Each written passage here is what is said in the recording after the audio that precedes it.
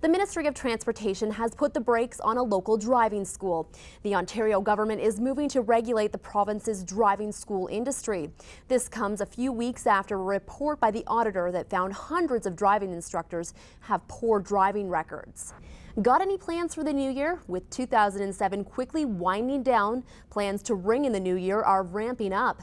And in Kingston, event planners are currently putting the finishing touches on the city's big party, Rockin' at the Clock.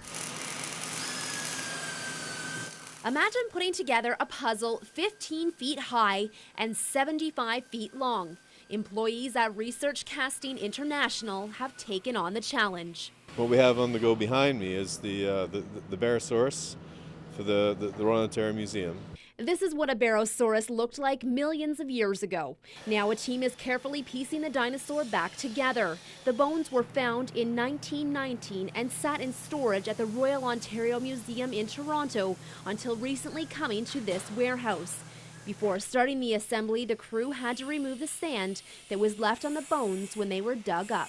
In order to remove it, we used a miniature jackhammer that we call a near scribe and removed all the matrix off of the bone, and that matrix had been on there for roughly 100 years since it had been uncovered. And when finished, the Barosaurus will be the largest dinosaur displayed in Canada and the only mounted Barosaurus in the world built with actual fossils. About half real.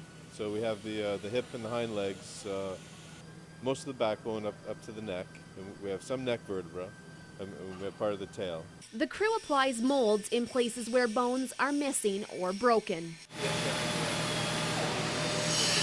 The Barosaurus is not the only dinosaur skeleton that is part of the collection. There are 4 other smaller figures. The crew has been working 12 to 14 hours a day to get it all done to be shipped to the ROM on December 12th. Well, once we get it together, we still have a few days there, and then what we have to do is disassemble the whole specimen, bone by bone. So we'll have all the individual bones all come off, and then we have a metal armature which holds the bones together, and then we load it into a truck, and we'll take it down to the ROM and put it all back together.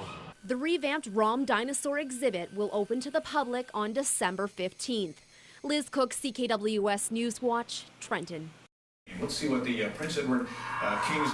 Members of the Prince Edward County Kings have been getting some airtime on CBC's Hockey Night in Canada, singing perhaps the most famous hockey song of all time. Oh, the good old hockey days, this has been beginning. A video of the pint-sized players singing Stompin' Tom Connor's Good Old Hockey Game is currently in second place on the Hockey Night in Canada Song Challenge. I've been bragging quite a bit, like saying, yeah, that's right, I was on TV, Hockey Night Canada. It's pretty awesome when I was watching it and I called over here and I'm like, did you see that? Did you see that? And it was pretty awesome.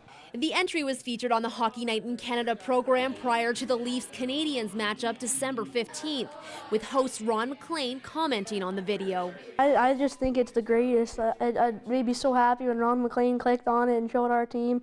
I was so excited for that. And the video was put together by this hockey mom who edited it from a 90-minute video shot during the 2004 hockey season.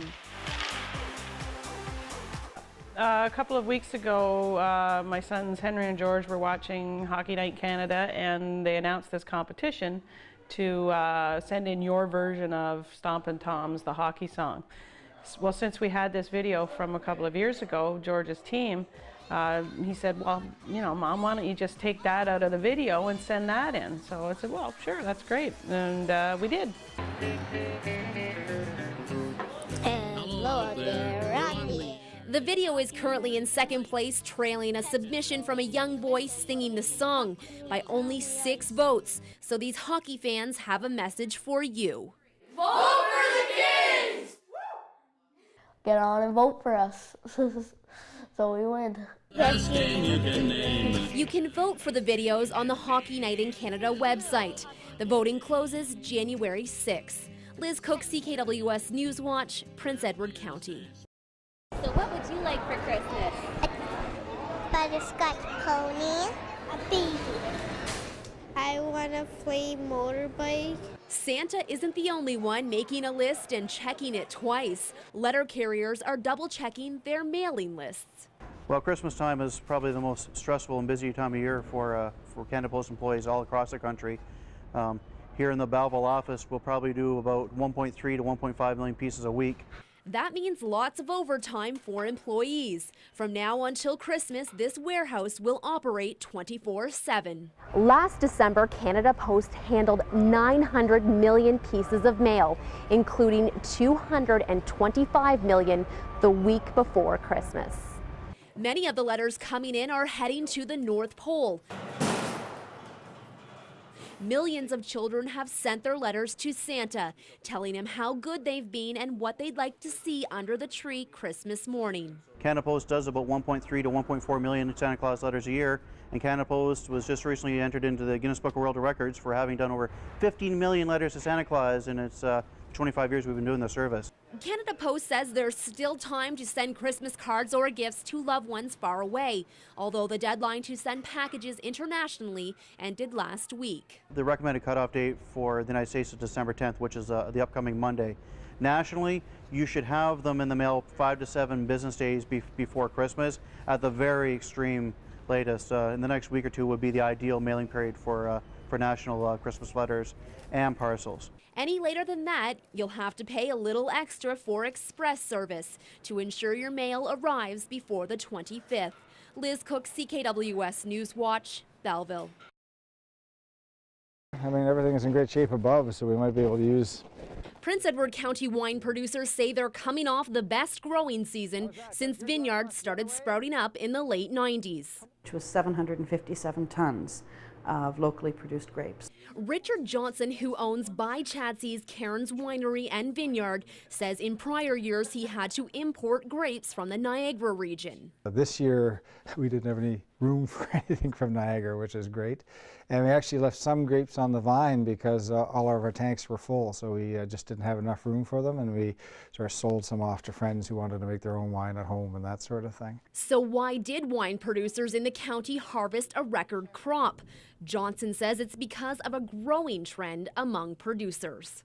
What you're essentially seeing here is what is unique to Prince Edward County as a wine growing area, and that is our temperatures are so cold here often in the winters that we have to bury our vines. And the reason we have such a great crop in 2007 is the fact that everybody buried finally. For years it was just a couple of us who were doing this. Now everybody does this. A dry summer also had a hand in producing a bountiful harvest.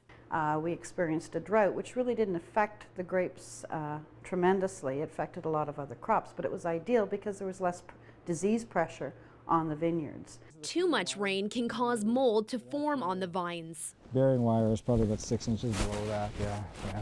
Not only are county producers seeing bumper crops, but their wines are winning national competitions. Black Prince Winery is very excited to have been chosen as the official wine of the Legislative Assembly of Ontario.